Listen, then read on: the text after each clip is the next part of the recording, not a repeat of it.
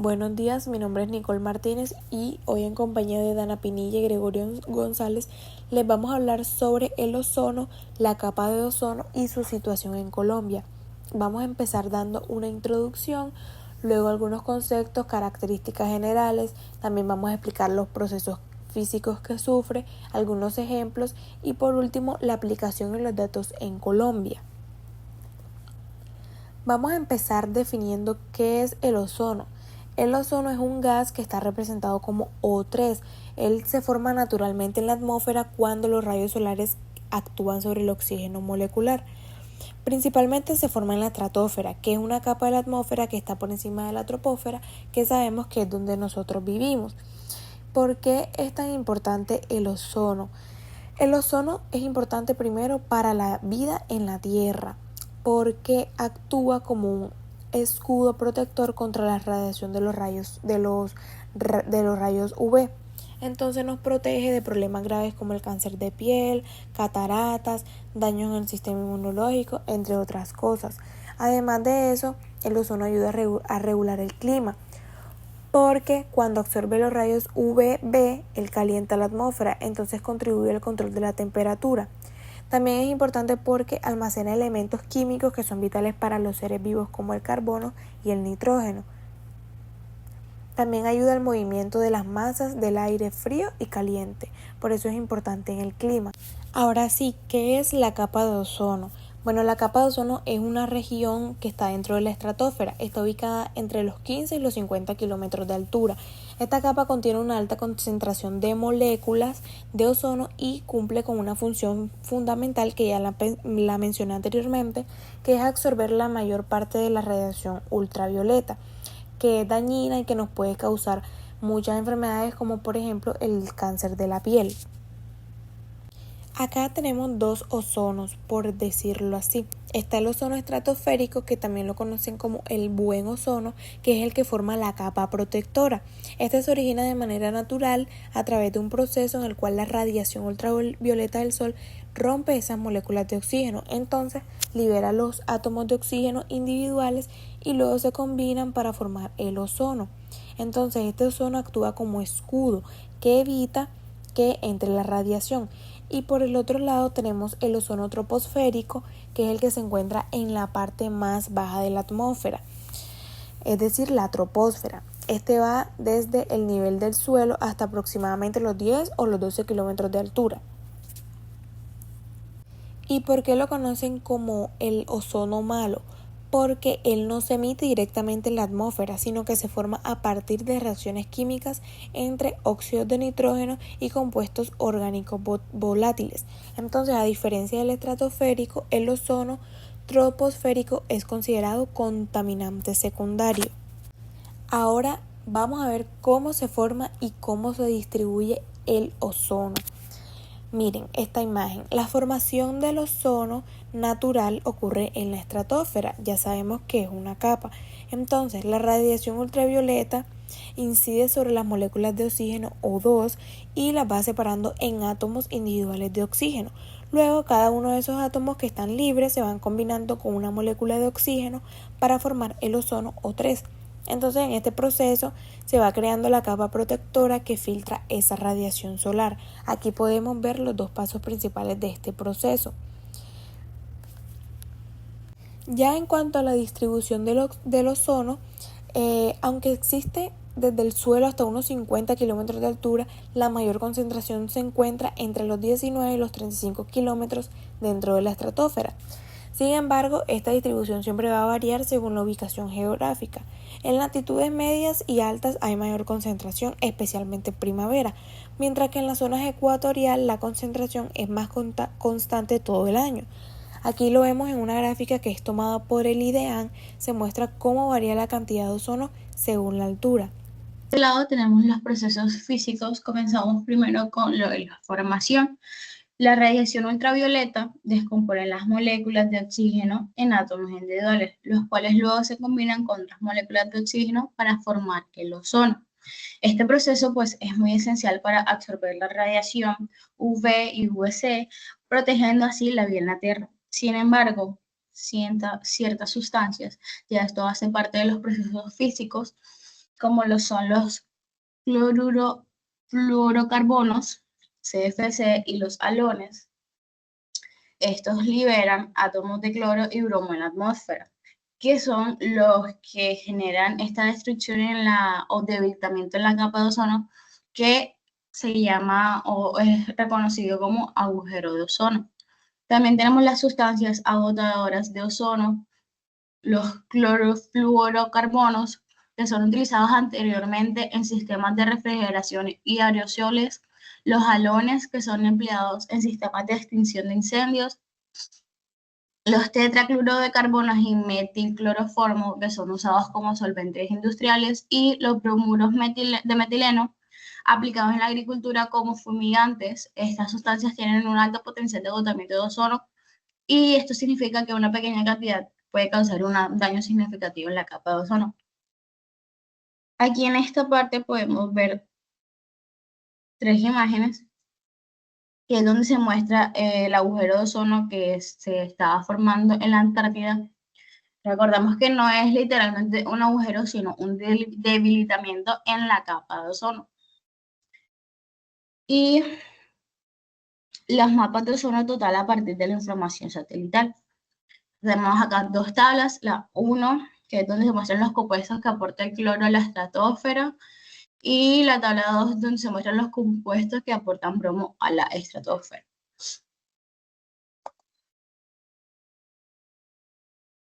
Tenemos algo llamado, hay unos ejemplos sobre qué está haciendo el mundo para combatir este debilitamiento, este desgaste, esta destrucción de la capa de ozono. Existe el protocolo de Montreal, que es un acuerdo internacional que se adoptó en 1987 con el objetivo de reducir y eliminar la producción de consumo de las aguas. En Colombia se ratificó este protocolo mediante la Ley 29 de 1992 y se comprometió a cumplir con las medidas establecidas para proteger la capa de ozono. Estos acuerdos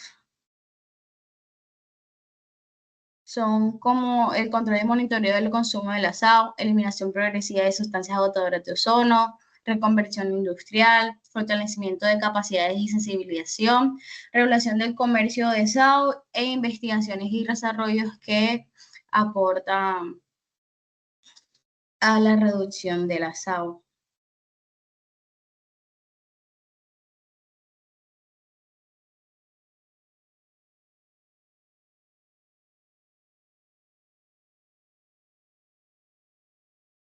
Aquí tenemos una imagen donde se muestra el agujero de ozono desde 1979 hasta la actualidad 2024, en la que se observa cómo se ha debilitado con el paso del tiempo gracias a este protocolo.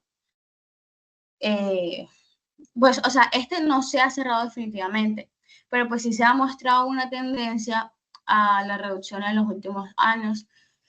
Y este año es uno de los años en los que más este agujero pues se ha cerrado. No totalmente, pero sí en su mayoría. Obviamente, pues este agujero pues se abre y se cierra de forma cíclica cada año. Según la NASA y otros científicos, se ha observado que el agujero de 2024 fue uno de los más pequeños, como ya lo había mencionado, y pues se estima también que la capa de ozono podría recuperarse por completo en el 2066. Tenemos los logros de Colombia con respecto a la eliminación de las, o sea, para contrarrestar esta degradación de ozono. Y comenzando con la eliminación de CFC y halones, pues se logró una eliminación total en el 2010. Colombia eliminó completamente el consumo de CFC, halones y tetracluro de carbono. La reconversión industrial, que se llevó a cabo proyectos de reconversión tecnológica en sectores claves como la fabricación de refrigeradores, sustituyendo los CFCs y los HCFC. Está la reducción progresiva de HCFC, que se redujo del 87% para 2022, y la meta de eliminación total para 2030, es eliminar completamente el consumo de HFC. Se tiene un apoyo al sector productivo, que son como proyectos financiados, que se aprobaron 121 proyectos financiados por el Fondo Multilateral de Protocolo de Montreal. Así se innova así impulsando la innovación de sectores como espumas de poliuretano, refrigerantes y aire acondicionado. Se capacita y certifica a técnicos en refrigeración y aire acondicionamiento. Así se promueve unas buenas prácticas y el uso seguro de alternativas al asado. Como último, se tiene un buen impacto ambiental en la reducción de emisiones y las acciones emprendidas han evitado la emisión de 379 megatoneladas de CO2, que esto contribuyó significativamente a la mitigación del cambio climático. En Colombia, los niveles de ozono son habitualmente bajos, con un máximo de 280 Dodson, debido a nuestra proximidad con el Ecuador. Bien, tenemos las aplicaciones y datos actualizados en la ciudad de Bogotá, la capital de Colombia. Vemos que el ozono es muestreado continuamente durante el ascenso del globo y se obtienen perfiles de ozono a partir de la superficie de la Tierra. El sensor de ozono usado en el programa de mediciones en Colombia corresponde a la categoría de celdas de concentración electroquímicas, producido por Baisala, las cuales son analizadores que utilizan yoduro de potasio. Al reaccionar con el CO3 produce yodo libre. En efecto, cada molécula de ozono introducirá dentro de la celda produce 2 electrones. El aire tomado como muestra es bombeado a través de la solución en la celda de reacción y la señal de salida es proporcional al número de moléculas de ozono, de moléculas de ozono presentes en la muestra del aire. Con una conversión apropiada, la medida de ozono es determinada en unidades de presión parcial de ozono. Si la ozonosonda supera los 28 kilómetros de altura, se puede determinar el ozono total en unidades Dobson, calculado como la suma del ozono residual más el ozono medido. El ozono residual es una estimación del ozono que no fue alcanzado a medir por la ozonosonda y que se encuentra en la capa de la atmósfera superior a donde el equipo dejó de enviar información. Mientras que el ozono medido es el correspondiente al ozono agregado en la columna de la atmósfera que fue analizada. Los ozonosondeos, se utilizan en Bogotá una vez al mes y sus valores hasta el momento no muestran ningún adelgazamiento de la capa de ozono en esta zona tropical y se han presentado dentro de lo normal. También tenemos que en Bogotá, durante el 2024, se han presentado alertas por altos niveles de radiación ultravioleta, especialmente entre diciembre y marzo, debido al fenómeno del Niño y la temporada seca. Los índices de UV han alcanzado niveles extremadamente altos, superando los 11 puntos, lo que genera preocupación por los riesgos para la salud de la piel. Siguiente, por favor.